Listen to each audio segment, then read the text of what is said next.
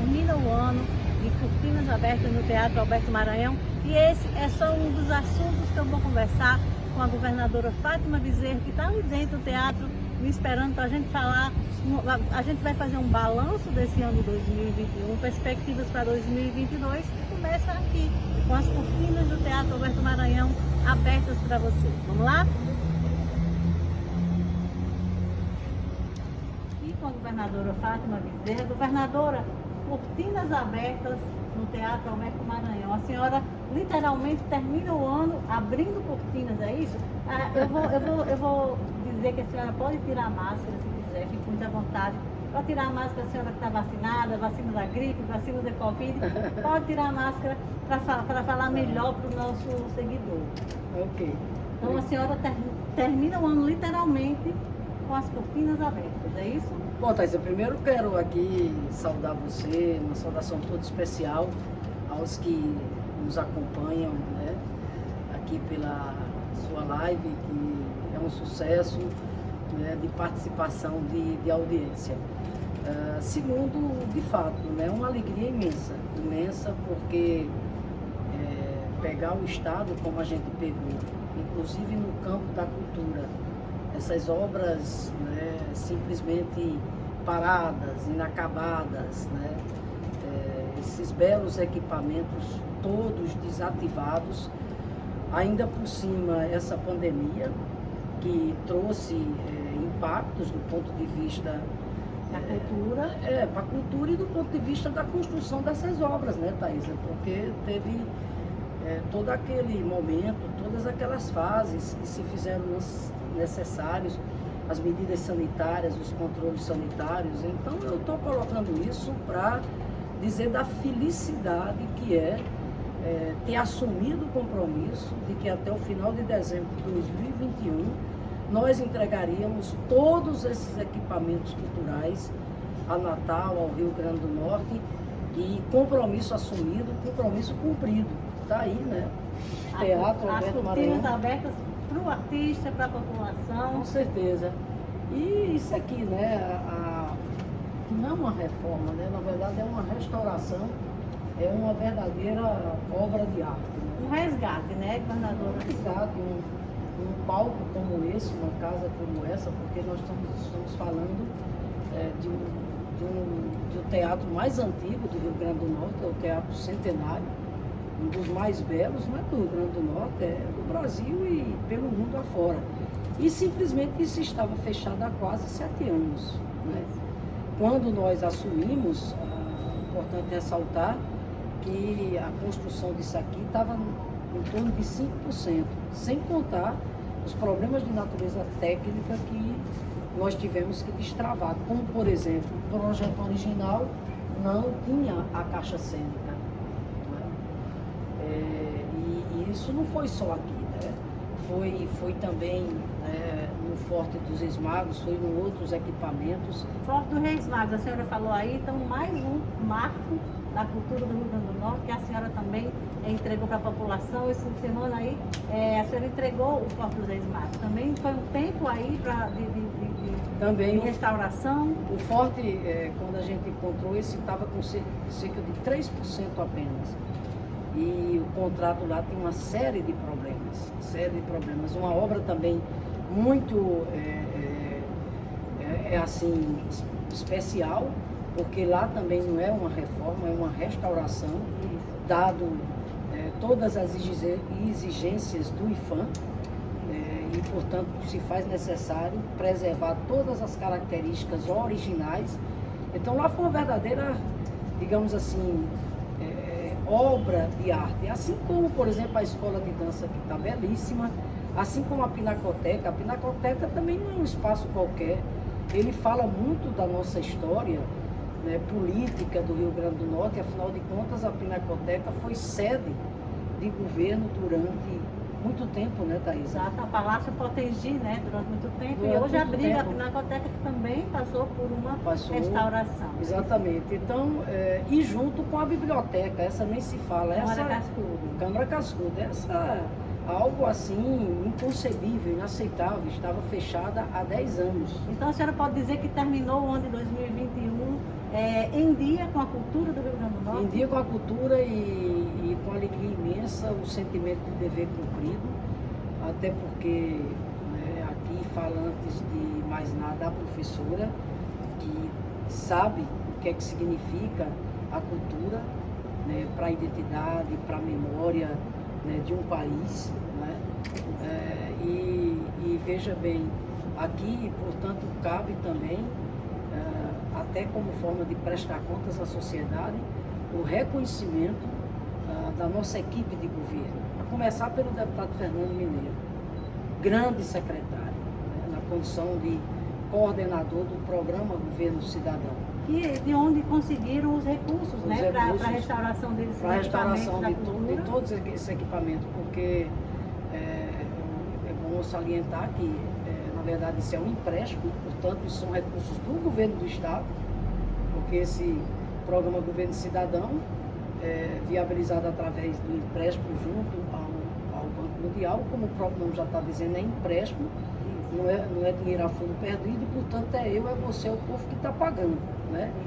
O fato é que quando nós assumimos, repito, que encontramos essa situação na cultura também, esses equipamentos simplesmente desativados, inacabados, a maioria nem sequer tinha começado, então nós arregaçamos as mangas. E aqui quero registrar a dedicação do deputado Fernando Mineiro, toda a equipe do Governo Cidadão. Destacar aqui o papel também grandioso de Crispiniano Neto, do Fábio Augusto, né, do Ronaldo, que é o diretor aqui do nosso teatro. Essa turma da Fundação foi uma turma valente, assim como a Controladoria Geral do Estado, a Procuradoria Geral do Estado trazendo toda a segurança do jurídico, né, da institucional, dos atos administrativos que tiveram que ser exatamente tomados para viabilizar, e destacar aqui também o papel do Dr. Gustavo Coelho, que é o nosso secretário de Infraestrutura.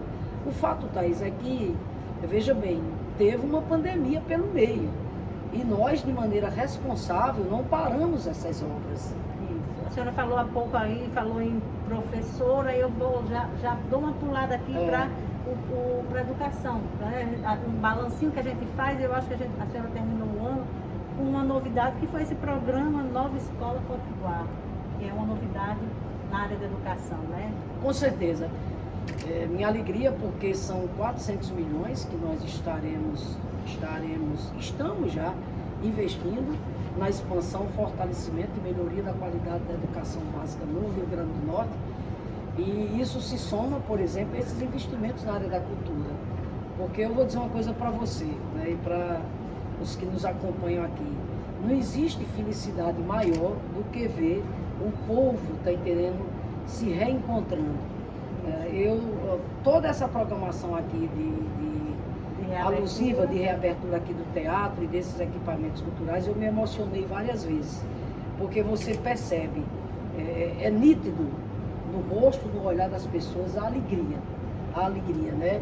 E isso é muito motivador, porque isso contribui para elevar a nossa autoestima, consequentemente renovar nossas esperanças cada vez mais, porque na verdade esses equipamentos não são equipamentos quaisquer.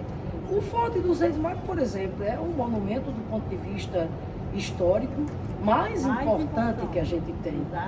O palco aqui do teatro dispensa comentários e por aí vai. E só para concluir essa parte da cultura, dizendo a você que são 32 milhões investidos na reforma e na restauração desses equipamentos culturais, e já tem novo equipamento cultural a caminho, que vai ser entregue no primeiro semestre, até o meio do ano, no primeiro semestre de 2022, no coroamento, né, dessa prioridade que o nosso governo tem dado à cultura no Rio Grande do Norte, que é o Complexo Cultural do Museu da Rampa.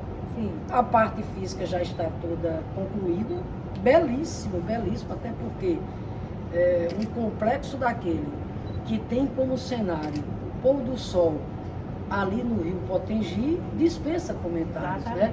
E já está em andamento o funcionamento. Então, até o meio do ano, repito, a gente conclui esse ciclo de devolver a quem de direito, aos artistas, a Natal, ao povo potiguar, aos que nos visitam, esses belos equipamentos, né, com o Museu da Rampa. Educação, nova escola potiguar, 4 eixos que vão desde as ações de superação do analfabetismo, que já está em curso, que afinal de contas o Estado que inspirou Paulo Freire a desenvolver aquele método revolucionário, inovador, que foi alfabetizar homens e mulheres em 40 horas, esse Estado tem o dever irrenunciável, tá entendendo, de lutar, né, para erradicar o analfabetismo. Exatamente. Fazer o enfrentamento ao analfabetismo. Então, Thaisa, está sendo muito interessante, porque é um trabalho que a subcoordenadoria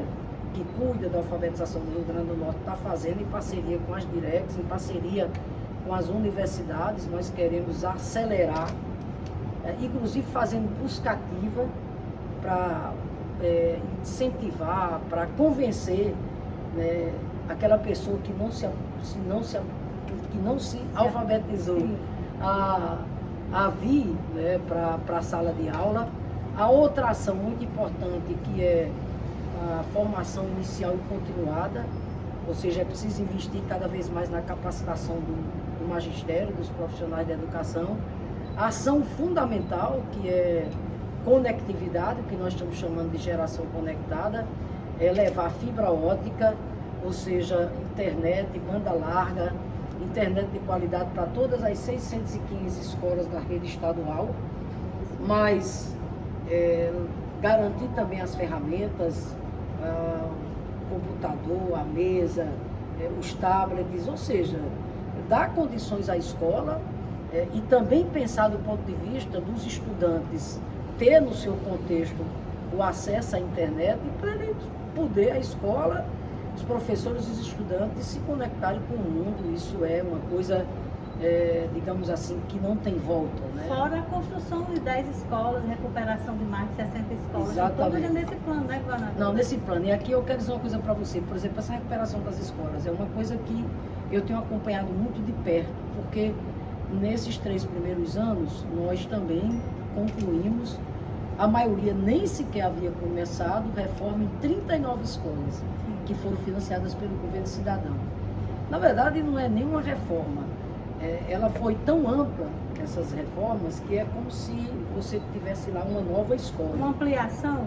Exatamente. Então, assim, o que ocorre? Agora, com esses recursos, nós pretendemos fazer essa reforma ampliada em mais 60 escolas.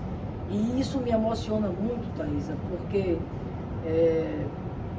muitas das cidades, pelo estado afora, você chega lá e se depara com a seguinte situação: a escola pela qual passou gerações e gerações, até hoje não teve uma reforma. Eu dou vários exemplos a você. Desde Bento Fernandes, aqui, por exemplo, em São Rafael, a escola Claudeci Pinheiro, aquilo me comoveu. A escola tem o mesmo tempo de idade da nova São Rafael, porque em função da barragem, Armando Ribeiro Gonçalves, ela foi reconstruída. São Rafael parece que está com 37 anos. Pois a escola tem 37 anos. Só que a escola nunca passou, tá entendendo? Por uma reforma. Você precisa ver o quanto a escola está precária e mesmo assim os professores não desistem. Os servidores não desistem. Então, eu tive lá recentemente, o deputado Jorge Soares lá comigo, que tem toda uma atuação ali naquela região, o prefeito Reno, o deputado Francisco do PT, que tem toda uma atuação também nessa área da educação, havia, assim como George, apresentado requerimento, mas o que eu quero dizer aqui, porque é importante passar esse sentimento, é que precisa ver a alegria foi da criança ao idoso, aos homens e mulheres, a comunidade lá, quando eu anunciei que a escola vai passar exatamente por uma reforma, né? Para que, enfim, a gente tenha um ambiente digno do professor, do estudante. Aí vamos fazer ampliação em mais 100, que são pequenas ampliações, e 10 novas escolas, Sim. São escolas modelo, né?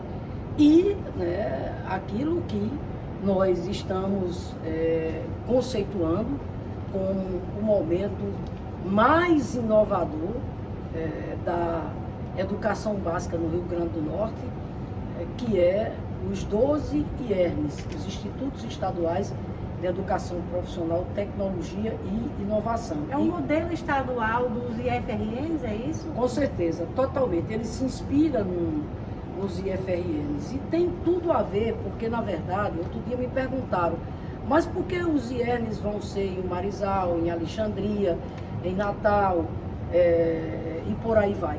Por quê?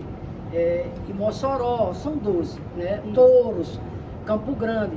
E eu fui explicar. Na verdade, a definição desses lugares fazia parte já do requerimento que eu havia apresentado no governo da presidenta Dilma, que era na fase 3 da expansão da educação profissional no Rio Grande do Norte.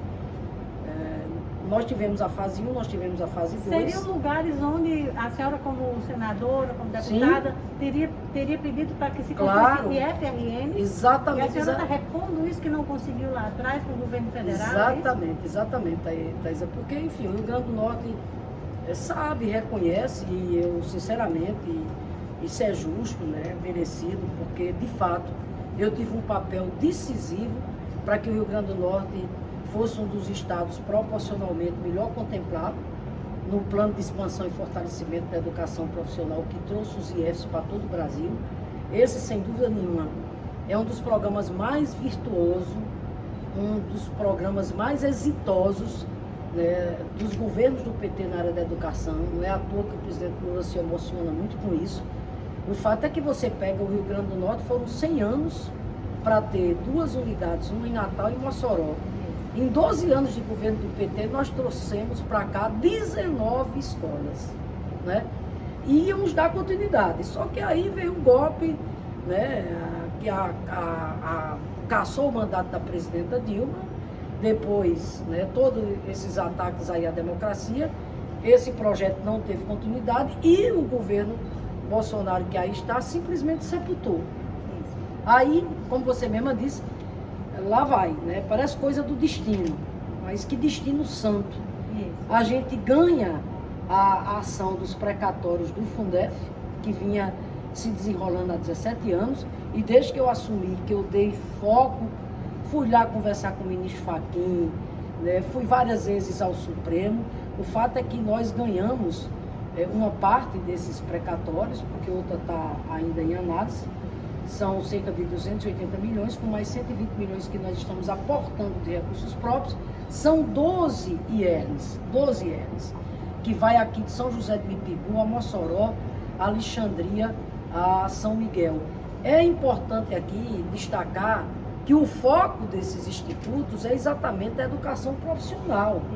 Na verdade, o garoto, a garota, o homem e mulher que vai ter acesso, ter direito a estudar nesses institutos, ele vai se preparar não apenas para um Enem, mas ele vai se preparar para o mundo do trabalho.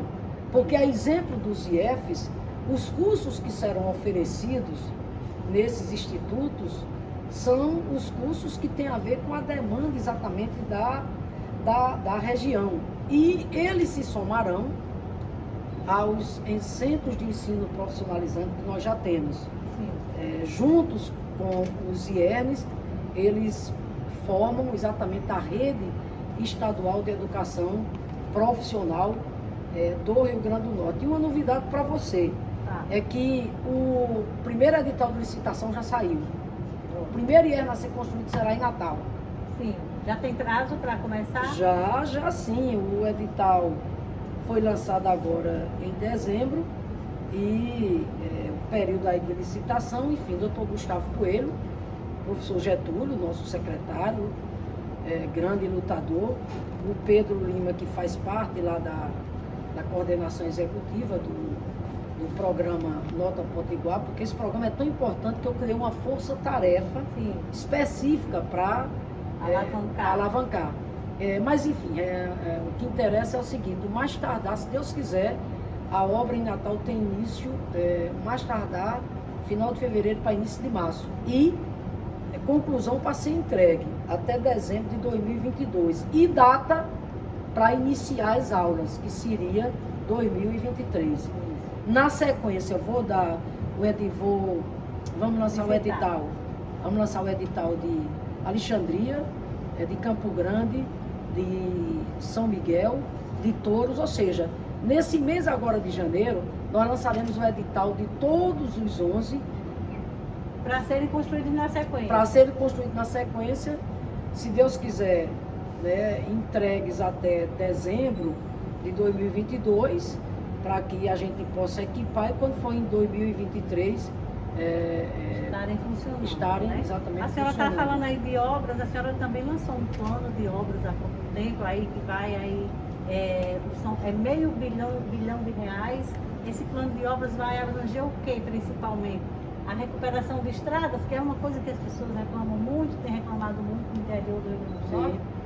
Essa recuperação de estradas está nesse plano de obras, governador? Mas são duas etapas. Primeiro, veja bem, né, a questão das estradas foi mais outra herança trágica que a gente pegou. Eu fico indignado. Você anda nas estradas da Paraíba, que chega no Rio Grande do Norte, infelizmente, né, essas estradas aqui não tinham um programa de manutenção, aquilo que você não cuida, não zela, se acaba, tá entendendo?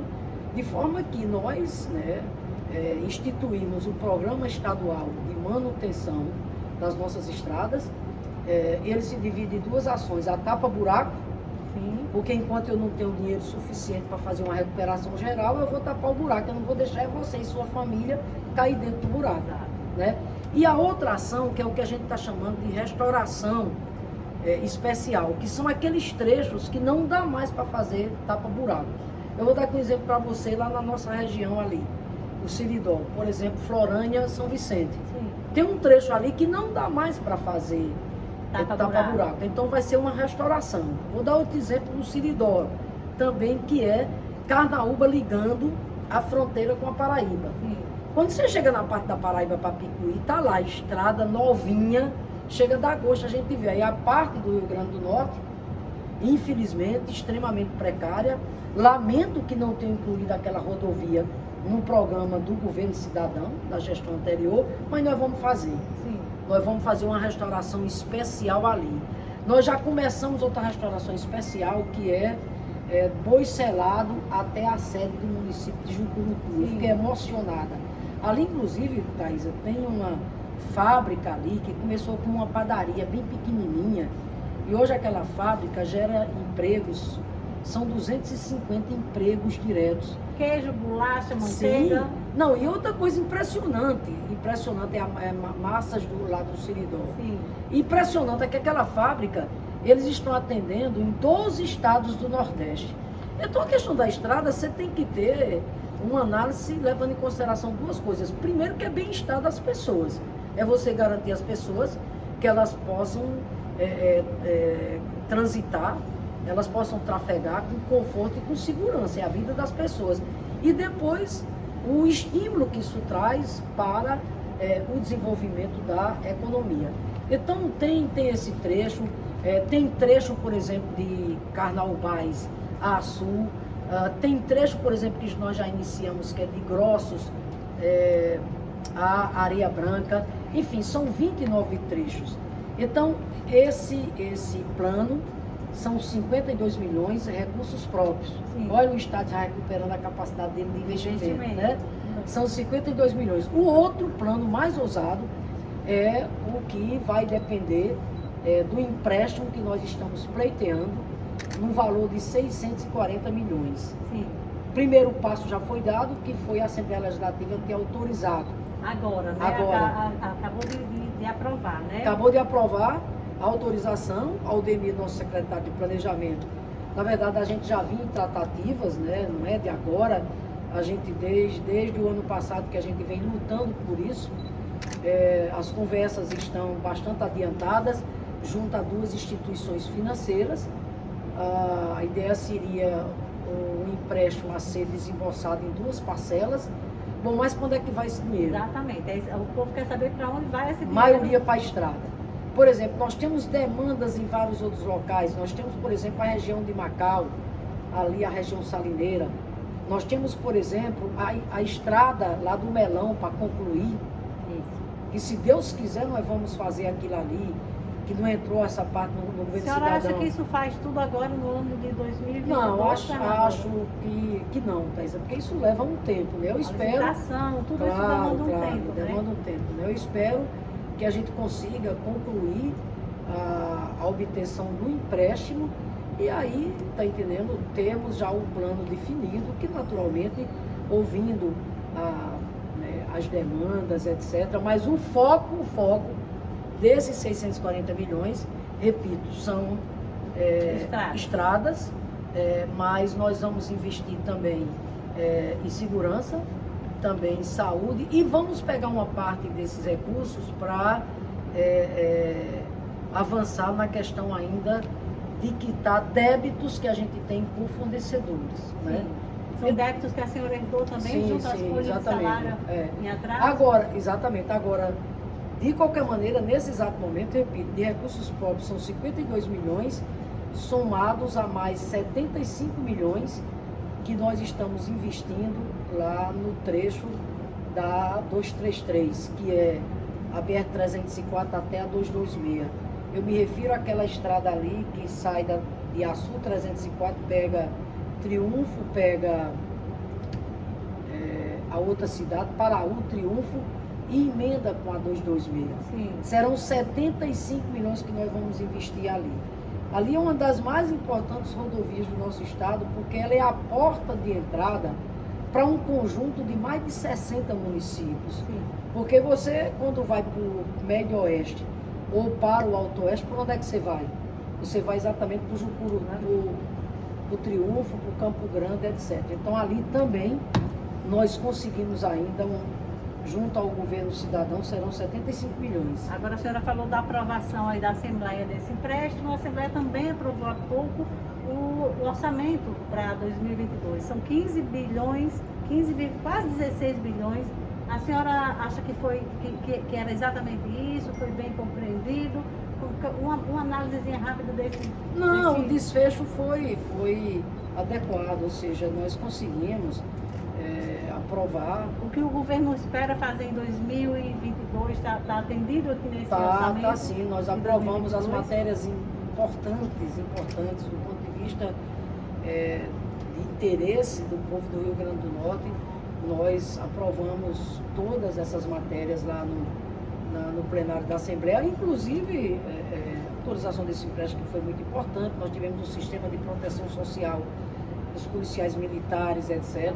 Nós aprovamos aquela recomposição de 15% dos servidores, né, que vai beneficiar várias categorias que estavam com seus salários congelados, né, há muito tempo. Destaca aqui outra vitória que me emociona muito, né?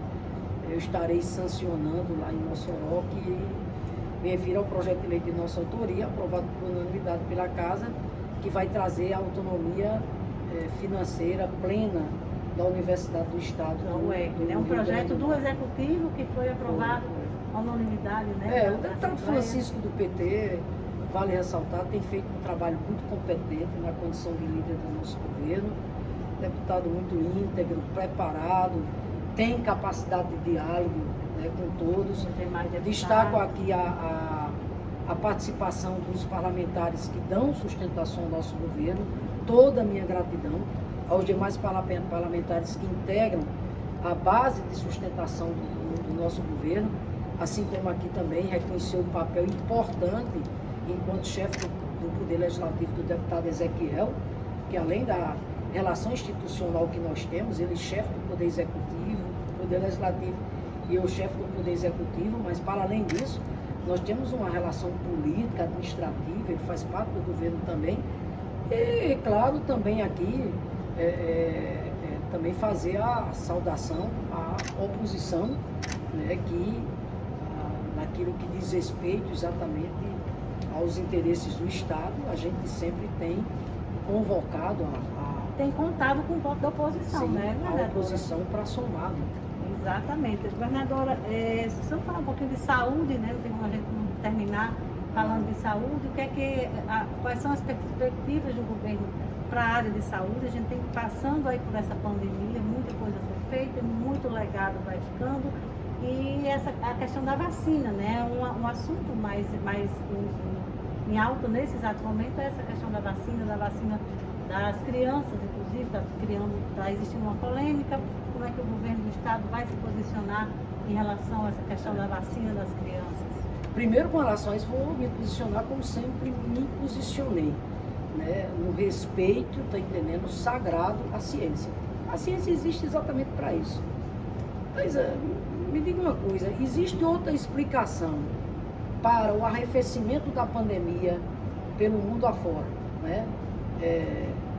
E aqui no Rio Grande do Norte, se não o avanço da vacinação, não existe. Não.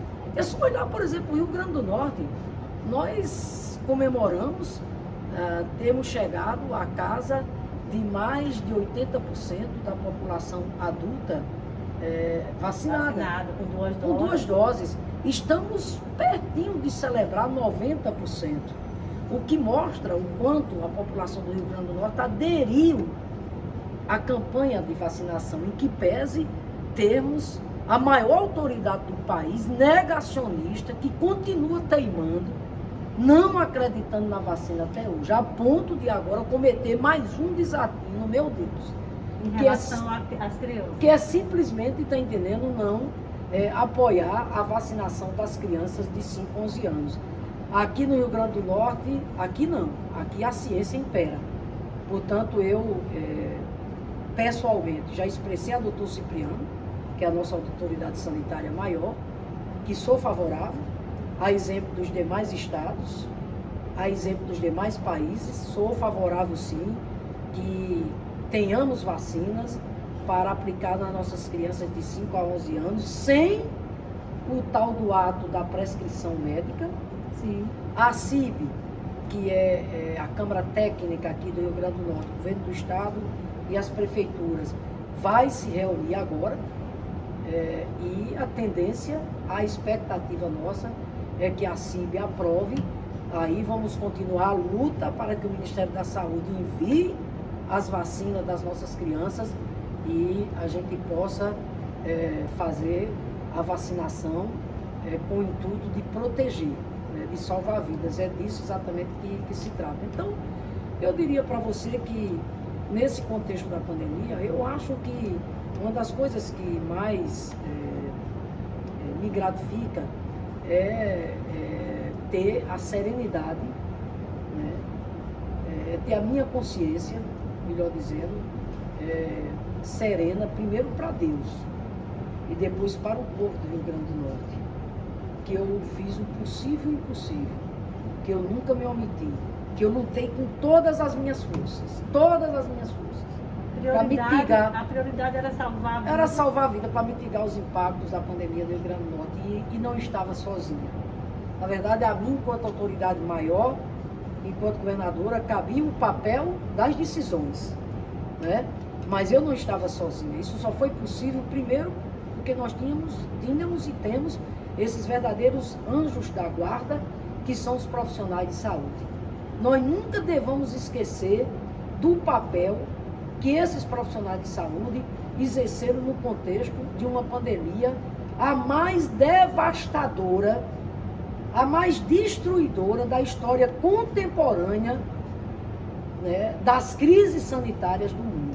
Como é que a senhora entende, então, governadora, quando a senhora diz que fez tudo, não mediu esforço para salvar vidas? A senhora abriu leitos de hospitais em vários polos do Rio Grande do Norte que não tinha. Hoje a gente pode dizer que vários municípios têm UTI, não tinha. Como é que a senhora pode entender, então, que fez tudo isso e, de repente, uma CPI foi aberta para tentar incriminar a sua participação na pandemia? Pois é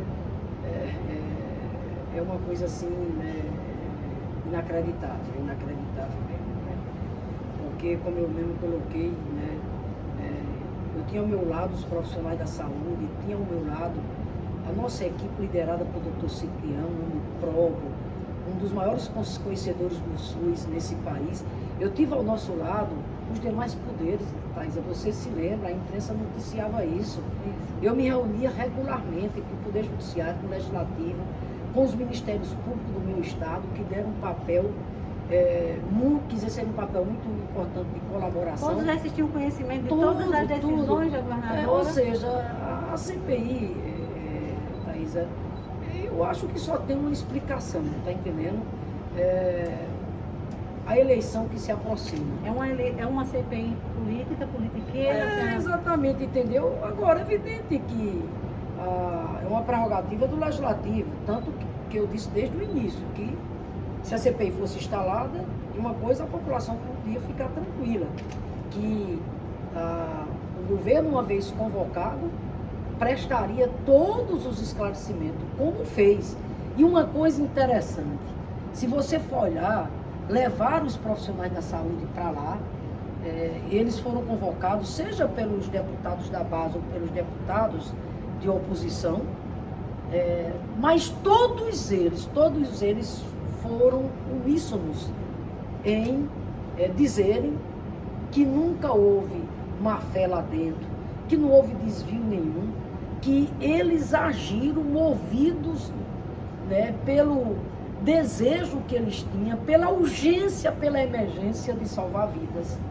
Então, na verdade, Thaisa, veja bem, em que pese a CPI, repito, tem enveredado por esse caminho, porque, na verdade, o que a Assembleia Legislativa deveria fazer era entregar uma placa a todos os profissionais de saúde desse Estado, um reconhecimento, a dedicação que esses profissionais tiveram, inclusive no período em que não tinha vacina, mas eles não tinham saído, eles tinham que ir para o Giseuda, eles tinham que ir, né, para o hospital de Macaíba, de Parnamirim, eles tinham que ir lá para Pau dos Ferros, eles tinham que ir lá para o Telecila em Caicó, eles tinham que ir para o Mariano Coelho.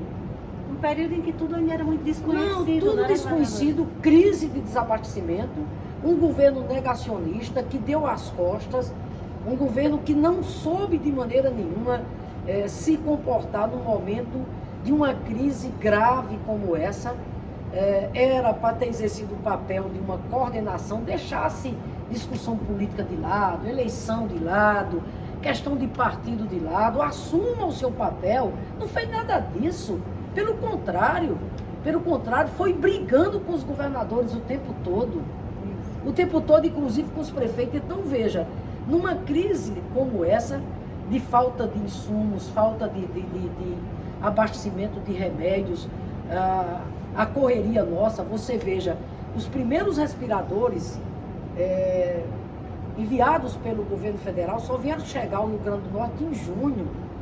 Eu estava ali em março vendo a crise, as pessoas adoecendo de Covid e as pessoas ameaçadas, exatamente o quê? Morrendo em estacionamento. Exatamente. Então, assim, Thaisa, deixa eu dizer uma coisa para você. Então, assim, eu estou muito tranquila. Claro que eu fiquei indignada, porque ter o atrevimento, de repente, de quererem pedir o indiciamento da governadora e do próprio secretário, né, isso causa indignação. Agora, eu estou muito, muito tranquila, Thaisa. Primeiro porque, sem falsa modéstia, o povo do Rio Grande do Norte me conhece, não é de hoje. Eu estou aqui há 40 anos. E, graças a Deus, a minha vida sempre pautada pela honestidade, pela honradez, pela simplicidade, né, pelo espírito público, né? Agora, governadora, a gente tá vendo aí essa questão a senhora está falando dessa CPI politiqueira, e a gente está vendo, né, acompanhando pesquisas eleitorais, já vamos passar para a política aqui, a gente está vendo pesquisas eleitorais onde a governadora não parece ter concorrentes. A senhora acha que esse indiciamento aconteceu exatamente para que a senhora se enfraqueça, para que se abra espaço, para que se apareça um concorrente para a governadora? Porque até agora as pesquisas não mostram isso. Não, Thais, aí eu vou deixar essa análise com você. Eu sou muito pé no chão, tá entendendo? Sandálias da humildade. Mas o fato é que, ainda voltando à questão da pandemia, da CPI, me permita dizer. Então, assim, Thaisa, sabe o que é que eu sinto, né? Eu sinto que a população, ela tem a sua sabedoria própria. O que é que eu quero dizer com isso? Ela sabe separar o joio do trigo. Sim. Sabe por que, que essas coisas não pegam em mim? Porque o povo me conhece, volto a dizer, não é de hoje, é de muito tempo. Nunca me viram envolvido em falcatrua. 40 anos de vida pública. Aí é aquilo que eu digo, sabe, Thaís? Respeito, confiança, honestidade, credibilidade, isso você não compra na bodega, nem na feira, nem na prateleira, não. Isso você constrói, isso você conquista. E graças a Deus, foi isso, né, que eu conquistei ao longo da minha vida pública, junto à maioria do povo do Rio Grande do Norte. Quanto à CPI, ainda quero dizer o seguinte, que, veja, no final das contas, o que a CPI traz é o reconhecimento da idoneidade do nosso governo. Porque não foi encontrado, né, absolutamente ilegalidade, né, nenhuma. Veja, o que eles foram se apegar à questão da compra dos respiradores, que foi feita pelo consórcio Nordeste, que foi lesado, que levou, tá entendendo, um calote. Quem primeiro acionou a justiça foi o próprio consórcio Nordeste, porque diante daquela crise sanitária, aquela emergência, sem respirador à vista, né, a própria legislação permitia a antecipação daqueles recursos, nós fizemos aquela compra e evidentemente que não imaginávamos que íamos levar um calote daquela maneira. O que é que interessa então dizer com relação a isso? Dizer que o governo tem feito, está fazendo e continuará fazendo. Já entrou com várias ações. A última ação, o juiz aqui mandou bloquear os bens e nós vamos lutar incansavelmente em busca de reaver esses recursos, entendeu? Agora, governadora, reeleição, vamos falar de reeleição. A senhora é pré-candidata à reeleição, né? A gente, todo mundo sabe, a senhora vai entrar aí, vai ser candidata, hoje é pré-candidata à reeleição. Tem umas alianças já sendo discutidas. MDB é o partido que tem discutido mais, que tem, inclusive, o ex-presidente Lula veio ao Rio Grande do Norte, conversou com o ex-senador Garibaldo Filho, com o deputado Walter. Como é que está a relação do política do grupo da governadora Fátima Bezerra com o MDB? Mas veja bem, mesmo com relação à questão da eleição, né, eu volto a dizer para você, e aqui não se trata de querer fugir à pergunta, mas de fato, meu tempo hoje não cabe estar cuidando de eleição, porque eu tenho pressa, nós temos muita coisa por fazer, nós temos, graças a Deus, muitas entregas a serem feitas de benefícios para o povo do Rio Grande do Norte. Então, essa questão política, claro que o governo trata disso, mas quem está à frente, no âmbito do governo, eu estou falando pelo governo, não é pelo partido, é o chefe da Casa Civil, que é Raimundo Alves. Mas ele conversa com a senhora, conversa, ele deixa pado que conversa, está aí sendo vou lhe conversado. dizer, conversa sim. E veja bem, seguindo a orientação exatamente do presidente Lula, nós temos feito essa conversa, né, com vários outros partidos, porque entendemos que o que está em jogo hoje no país é o compromisso nosso irrenunciável de derrotar o bolsonarismo. O Brasil não aguenta mais tempo desse governo que está aí, pelo caráter destruidor que ele tem, né, o perfil de obscurantismo, de conservadorismo, de autoritarismo. O Brasil não aguenta mais 4 anos de maneira nenhuma. A democracia não suportará mais 4 anos, né, de Bolsonaro. Então, o que é que o presidente Lula, com a sabedoria que ele tem, o que é que ele enxerga e o que é que ele está fazendo? Ele está buscando uma aliança mais ampla. Uma aliança significa não apenas os partidos de esquerda, trazer os partidos de centro também. Eu comungo com essa tese. Sim. De forma que, é verdade, as conversas com o PMDB estão indo bem. Estão indo bem as conversas com o PMDB. O PMDB já foi nosso aliado, nós já fomos aliados do PMDB em outros períodos, quando dos governos exatamente, né, do PT a nível nacional. O PMDB tem lá, né, o deputado Bernardo, que integra a bancada que dá sustentação ao governo na Assembleia. O PMDB tem mais de 3 dezenas de gestores no Rio Grande do Norte, de prefeitos e prefeitas, com os quais nós temos um bom relacionamento. Portanto, o governo dialoga muito bem com o PMDB e é um partido que pode vir seguramente a integrar a nossa aliança no processo eleitoral de 2022. Agora, assim não só o PMDB, assim como outros partidos com os quais nós estamos conversando. Os prefeitos do PMDB têm discutido muito, têm acenado com a possibilidade do deputado Walter ser o vice da governadora Fátima numa chapa de reeleição. Como é que a senhora tem visto isso, tem conversado com os prefeitos sobre isso? Olha, Thais, o que eu tenho colocado com relação a essa questão aí é um encaminhamento muito claro, muito objetivo, que composição de chapa, isso só será discutido, debatido e definido no momento oportuno.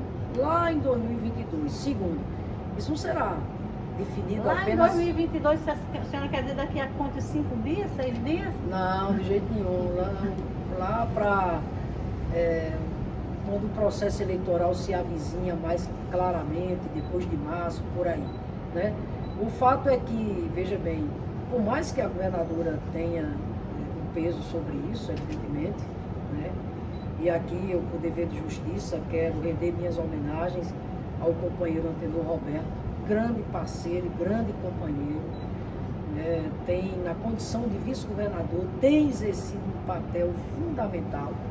A experiência que ele alia de procurador-geral do Estado, muitos anos de serviço público, então tem sido um parceiro inestimável. Então o que eu quero colocar para você é que, no momento oportuno, né, nós vamos fazer esse debate e essa decisão será tomada conjuntamente, não apenas por Fátima, por Antenor, pelo PT, pelo PCdoB, pelo PROS, né, pelos os outros partidos que venham a se somar com o nosso governo isoladamente. Será feita pelo conjunto dos partidos. Agora, o MDB tem uma ligação muito forte, inclusive eu já vi depoimentos de que o MDB não irá para um palanque separado do PSDB. Aí eu puxo aí o presidente da Assembleia Legislativa, o deputado Ezequiel, que é presidente do PSDB. O MDB vindo, existe uma possibilidade do PSDB estar junto também? A senhora tem conversado, ou o seu grupo político tem conversado com o deputado Ezequiel? Então, o deputado Ezequiel, sim, nós conversamos sempre, né? Veja, aquilo que eu já mencionei aqui, o deputado Ezequiel é chefe de um poder, eu sou também, por força exatamente das circunstâncias. Nós temos um relacionamento institucional muito respeitoso. Agora, para além disso, nós temos uma relação política administrativa. O deputado Ezequiel participa do governo. Agora, do ponto de vista do PSDB, tem uma particularidade aí, que é a divisão dentro do PSDB. Parte dos deputados faz uma oposição, né, frontal ao governo. Mas na sua outra eleição, no segundo turno, o PSDB já era separado e uma parte ficou do Não, seu exatamente, lado. pois é, mas isso que eu estou colocando, veja bem, aí quando você vai para o PSDB, tem uma divisão, porque uma parte os deputados fazem oposição exatamente a nós, e a outra não.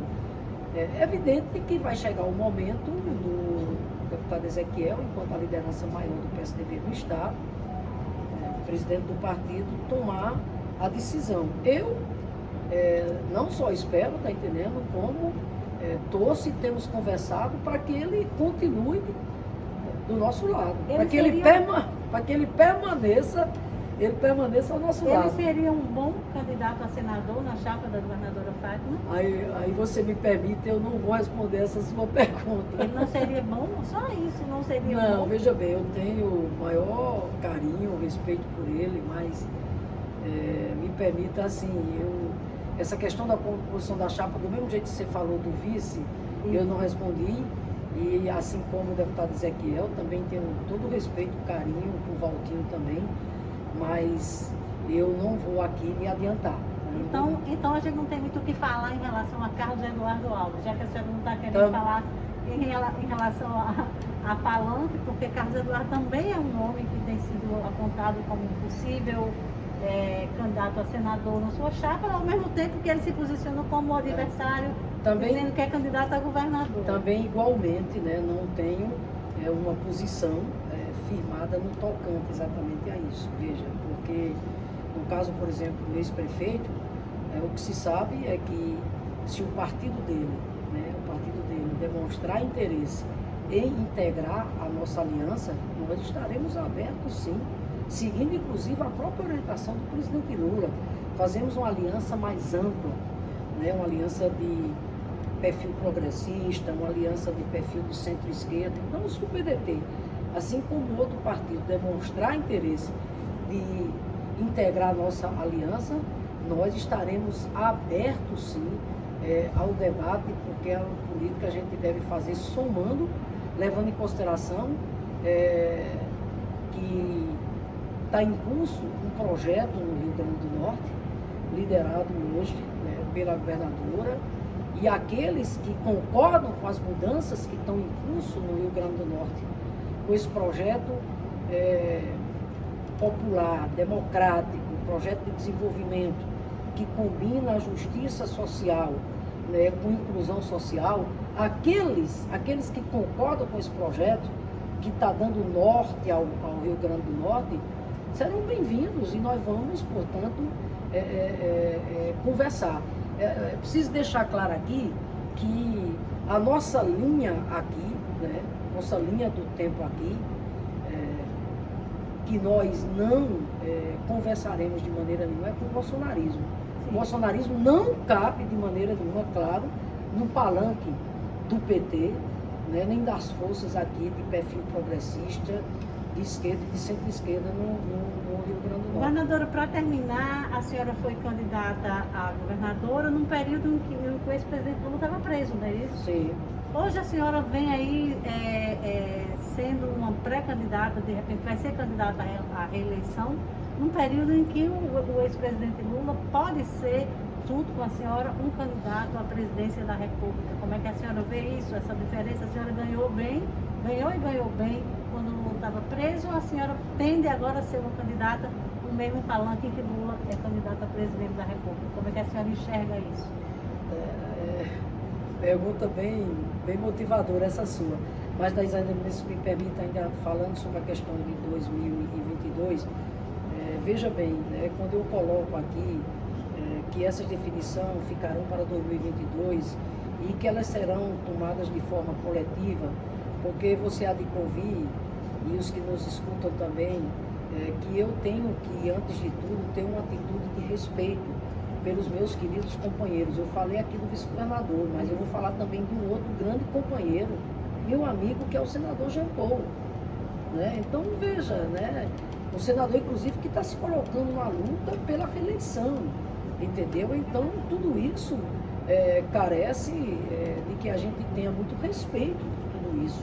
Agora, é evidente que, repito, em nome do projeto maior, que é não ter retrocesso no Rio Grande do Norte e, ao mesmo tempo, virar a página no plano nacional, que é tirar, né, do curso da história do país um governo, como é o governo Bolsonaro que está aí, como o pior governo da história, pelo caráter destruidor exatamente que ele está tendo, inclusive de ameaça à democracia. É esse o sentimento que nós temos que ter do ponto de vista de maturidade e de sabedoria política. Né? E abrir, muitas vezes abrir mão de um espaço para agregar outro? Porque, veja bem, né, respondendo a você a questão do Lula, é evidente que cresce cada dia mais, né, o sentimento de esperança, e mais do que esperança, de confiança na eleição do presidente Lula. Agora, não nos iludamos, essa disputa não será simples, não será fácil de maneira nenhuma, né? Essas forças bolsonaristas vão espernear. O que eu acredito, e aí eu acredito muito, é que não haverá mais em 2022 o equívoco brutal que foi cometido na política quando políticos, né, de perfil de centro, né, cometeram aquele desatino de, em nome de criminalizar o PT, de condenar o PT, que naquele momento passava, né, por aquele ataque descomunal exatamente da Lava Jato, eu espero, tá entendendo, que esses tempos tenham ficado para trás e que não se cometa mais esse absurdo. Que nós tenhamos clareza que é preciso sim reunir as forças de esquerda, progressista e de centro no país para derrotar, né, o bolsonarismo que está aí. A força do Lula é inquestionável. 2018, as pessoas me abraçavam como se estivesse abraçando o Lula. É claro que, sem falsa modéstia, eu já tenho o meu lugar também aqui na história, fruto da minha luta, da minha história. Agora, é inegável que a influência de Lula é imensa, imensa. E aí eu vou dizer uma coisa para você aqui e para os que estão nos acompanhando. Olhe, engana-se redondamente, vai quebrar a cara quem achar que não há de forma natural, espontânea, tá entendendo? Um reflexo da candidatura de Lula versus a candidatura de Fátima Bezerra. Por que esse apoio, né, o que vota em Lula, de repente votar em Fátima? Por que isso se dá de forma natural, de forma espontânea? Não é só porque eu sou do PT e ele é do PT, é porque nós temos muito mais em comum. Uma história construída de muito tempo. De muito tempo, são mais de 30 anos, Thaís, mais de 30 anos. E a história do Lula, de superação do Lula, é uma história, tá entendendo, parecida com a minha. Né? Eu não me esqueço nunca, quando da caravana, antes dele ser preso, que eu vinha com ele, eu fui encontrá-lo em Campina Grande, porque ele vinha, ia passar o Picuí para entrar para Currais Novos. Na verdade, ele não vinha nesse trajeto. Quando chegou em João Pessoa, foi que mudaram o trajeto, que ele ia passar por Picuí. Eu disse, não, mas vocês vão passar em Picuí, vocês vão passar em Nova Palmeira. Vocês não vão querer que Lula, o maior presidente da história, de repente eu, senadora da República, a cidade onde eu nasci, onde eu mantenho meus laços, até hoje afetivos, e passar lá e não dar uma paradinha. Aí parou, eu cheguei para ele, fui falar para ele, ele disse, não, Fatinha, veja isso lá com o pessoal. Enfim, né, me deu a maior força. Quando chegou em Nova Palmeira, olha a coisa do Lula, né, a sensibilidade do Lula. Quando foi uma parada rápida, mas Nova Palmeira tem em torno de 5 mil pessoas, não ficou ninguém em casa, de maneira nenhuma, entendeu? Quando o Lula desceu, né, que foi lá levar a palavra dele, a primeira coisa que ele disse, deu boa tarde ao pessoal, e a primeira coisa que ele disse foi o seguinte, olha, Fátima chegou em Campina, chegou em João Pessoa, e assim que ela chegou, que me encontrou, foi no meu ouvido o tempo todinho dizendo, presidente Lula, você tem que conhecer Nova Palmeira. A coisa, né, a sensibilidade dele, mas o fato que eu estou dizendo isso para dizer o seguinte, quando eu saí de Campina, aí vou ali Solidário para chegar em Nova Palmeira para entrar para Picuí. Ele me chamou para eu ficar do lado da poltrona dele. E aí eu comecei a contar a minha história, me lembrando da minha história toda, sobrevivente da seca, assim como ele. Não passei fome, mas vi a comida racionada na minha casa. Me lembrando, por exemplo, que passei 2 anos sem estudar, não porque eu não quisesse, é porque Nova Palmeira eu não tinha mais a continuidade dos estudos para mim. Thaís, aí eu fui contando essa história, daqui a pouco eu desabei no choro. E ele me acolhia no ombro, né? Então, assim, eu estou falando dessas coisas para mostrar, né, por que as pessoas, de repente, aqui no Rio Grande do Norte, quando me vê, é como se estivesse vendo o Lula, porque tem todas essas identidades, né, todas essas identidades, e eu acho que isso faz com que a vinculação, a relação entre nós seja mais forte ainda. Ele diz claramente para mim, dessa última vez que ele esteve aqui, claramente, você tem que se preparar, porque você é a única mulher governadora do país, é a única candidata do PT que vai à reeleição, né? E você sabe do quanto eu gosto do povo potiguar. Eu sei que o Senado era muito mais simples para você, mas a gente precisa de você, Fatinha, porque o povo potiguar precisa de você. Então, assim, Thaís, Você acha que essa prisão de Lula, que teve esse efeito, até assim, ele vem como que vem mais forte? Vem mais forte. Pode ter o mesmo efeito da CPI para Fátima Bezerra? Bom, aí eu não sei. Aí eu não sei, eu só deixo você analisar. O que eu posso aqui dizer para você é que, veja bem, no caso do Lula, eu acho que ficou escancarado, né? Na verdade, né, todo o processo de perseguição política liderado pelo Moro, né? Moro se desmascarou, né, Thaisa? De repente foi ser ministro de um governo, ou seja, aquelas mensagens que vazaram, né, trouxe à tona o quanto foi escabrosa aquela combinação, combinado, né? Não estou falando aqui da operação em si, que tem mais é que investigar. A gente está falando do que foi resultado jurídico. Né? Exatamente, com certeza. Porque combate à corrupção tem mais aqui a ver, etc. E, aliás, o PT contribuiu e muito com as legislações que foram criadas. Mas eu acho que o Lula volta, tá entendendo, com essa força da pessoa que foi injustiçada, que foi tudo premeditado.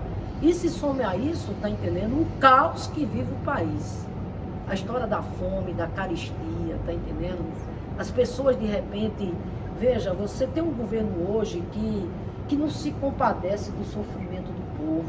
Eles riem, esse governo que está aí ri do sofrimento da população. Ele não se compadece, tá entendendo? Que tem gente sem comida no prato, que tem milhões de pessoas exatamente desempregadas. Então, sabe, e Lula, quando teve à frente dos destinos do país, provou que era possível sim combinar crescimento econômico com distribuição de renda.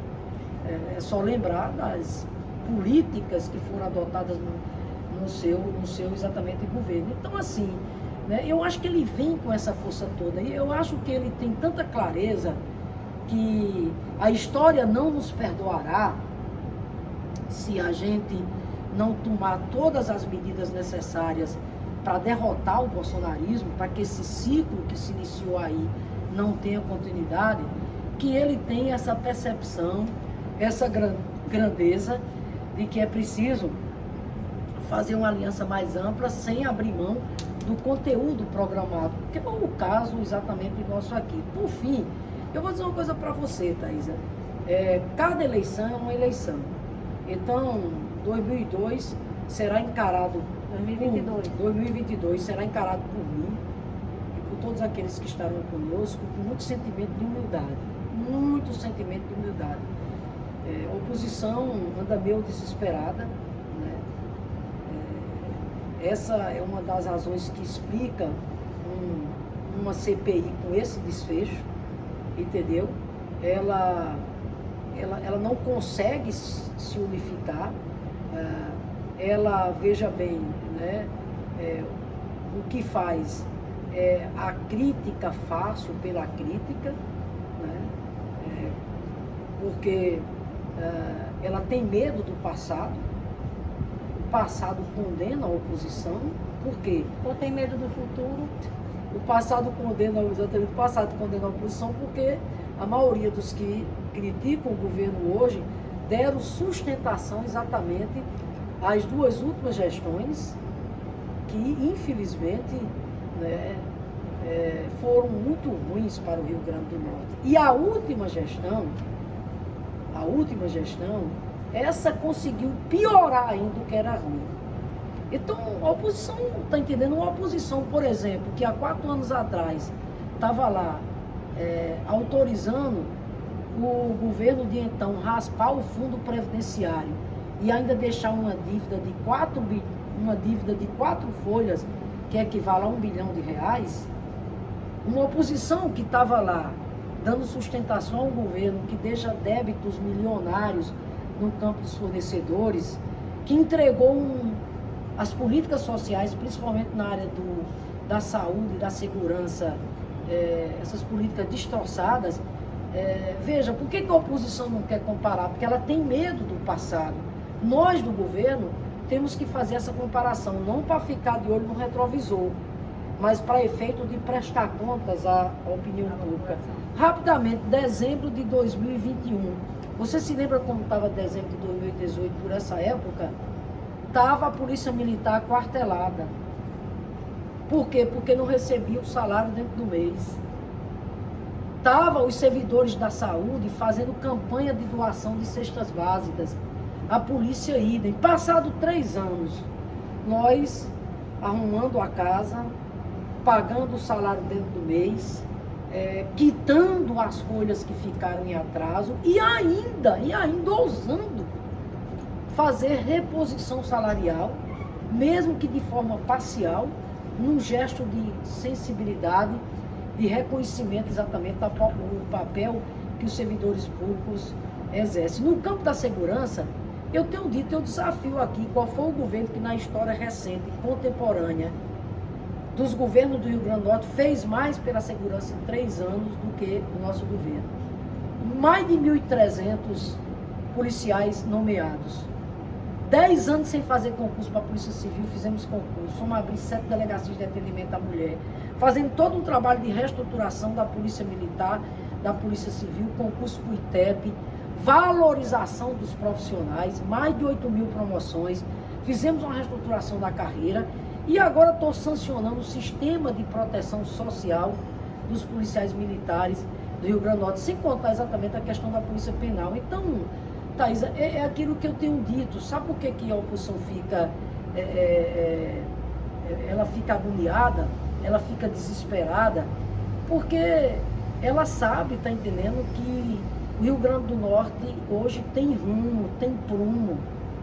O Rio Grande do Norte sabe o caminho que está trilhando, que é o caminho de que nós promovemos, né, um reequilíbrio fiscal, financeiro, orçamentário, que nós estamos reconstruindo essas políticas públicas, principalmente nas áreas sociais. Veja o investimento no SUS no contexto da pandemia, veja aí o programa estadual Mais Cirurgia, Mais Saúde, né? E por fim, recuperando a capacidade de investimento do Estado, associado, né, às políticas, as mudanças que nós fizemos nas políticas fiscais tributárias do Rio Grande do Norte, fazendo com que as empresas permaneçam aqui, trazendo muito mais empresas para cá, todo esse horizonte, né, de um novo protagonismo no campo das energias renováveis.